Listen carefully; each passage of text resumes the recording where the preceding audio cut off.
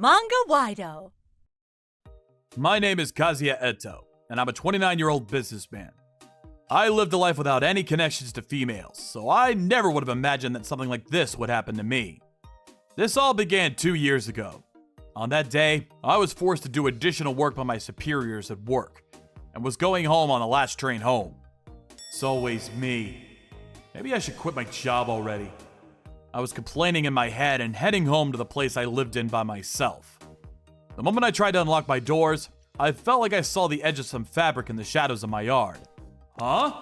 Did I leave my laundry hanging today? It was at that moment when I went to go check on it just in case. Ugh! In that single moment, I was hit with something on my head. Wait, what? What's happening? I thought I heard a woman's voice for a second, but I lost consciousness. Huh? Is this my room? The moment I opened my eyes, I was in my bed in my room. I was still wearing the same clothes I was wearing earlier. When I checked the time, I saw that it was still midnight. How did I get here? I was extremely confused. That moment, the door to my room suddenly swung open. Oh, you're awake? Thank goodness. Mature-looking woman that I've never seen before came in through the door. Huh? Who are you? I knew there were other things to ask, but those were the only words that came out of my mouth. My name is Tamaki Minaka. I'm Kazuya. Kazuya-san. I'm so sorry. I thought that you were someone coming after me, so I accidentally hit you. After you? Someone's chasing after you? I took a good look at the woman who was named Tamaki. She probably wasn't wearing shoes because she had a small cut on her leg. Her clothes were dirty, and if I was being honest, she looked like she hadn't showered for a couple of days. I know this is sudden, but do you think you can shelter me here? I'll do anything. What? But why? I'll explain as soon as I get the chance to. Please? As she said that, the woman dropped down to the floor and started begging me.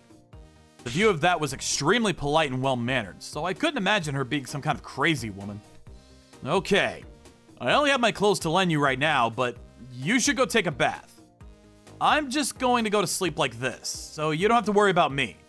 So, you'll let me stay? I nodded in response to the woman's question and showed her around the house. The bathroom is over there. Thank you. Maybe I'm dreaming. I went to bed thinking something like that.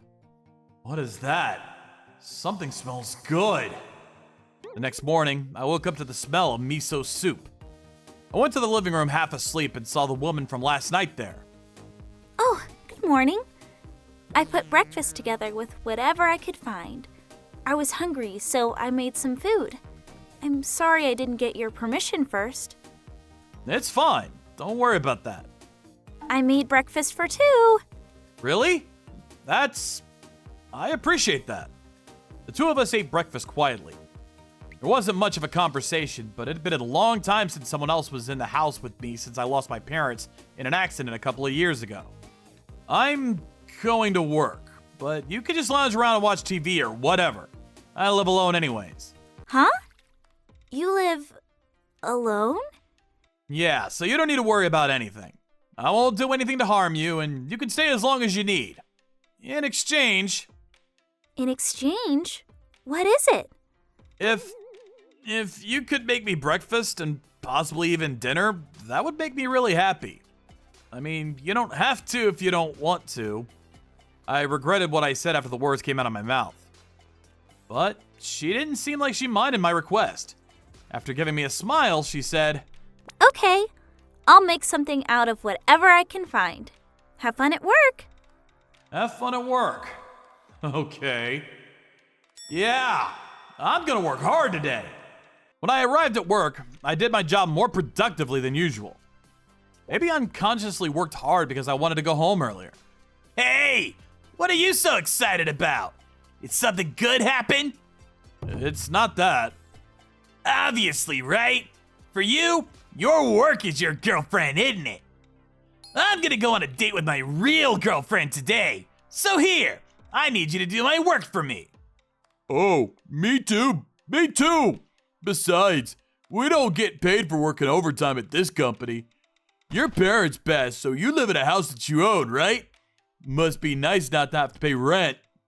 I didn't ask for that to happen. Things were usually like this for me at work.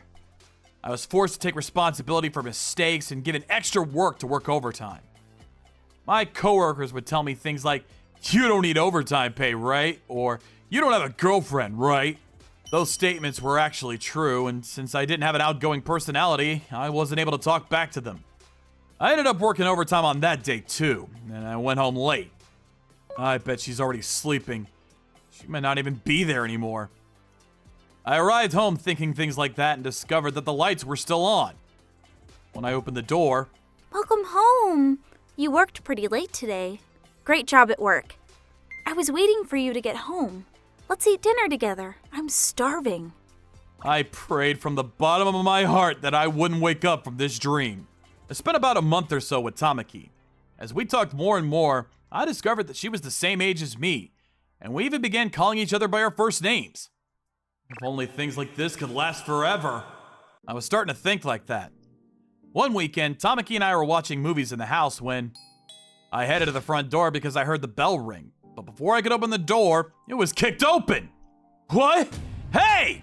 What are you doing so suddenly?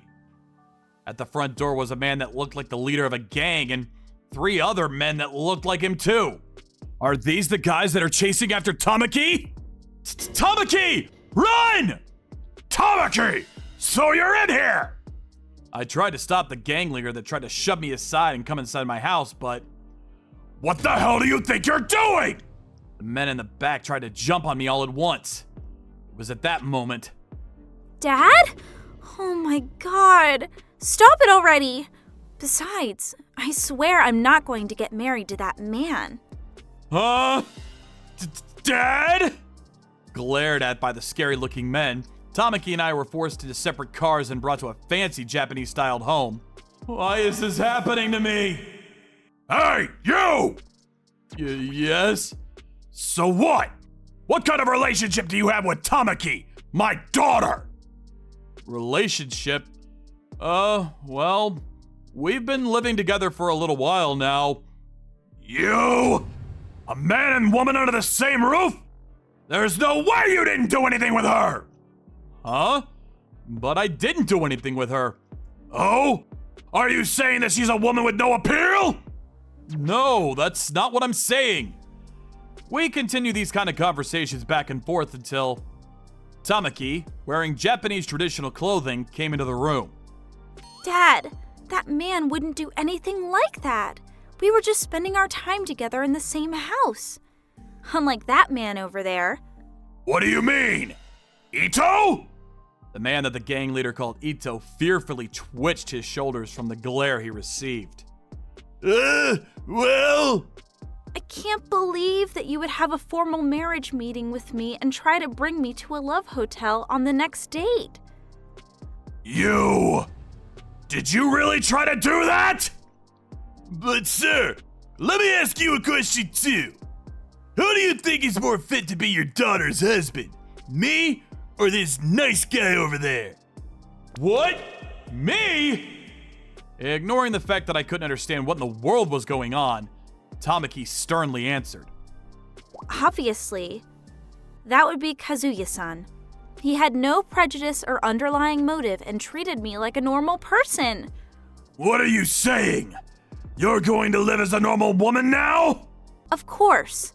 There's no way I'm going to involve Kazuya-san in the business that our family does. Tamaki stared straight into her father's eyes and spoke in a clear voice. You! Look what you've done! I swear! My daughter fell in love with you! You better take responsibility by getting married to her! Wait, what? Marriage? Kazuya-san, will you stay with me forever? What's your answer? Of course! Just like that, the marriage between Tamaki and I was decided extremely suddenly. The events that followed were extremely hectic. I had no living parents, and Tamaki wasn't in the position to hold a large company, so we didn't have a wedding and simply turned in our wedding papers. As for our newly wedded wife, There was nothing different from when the two of us lived together.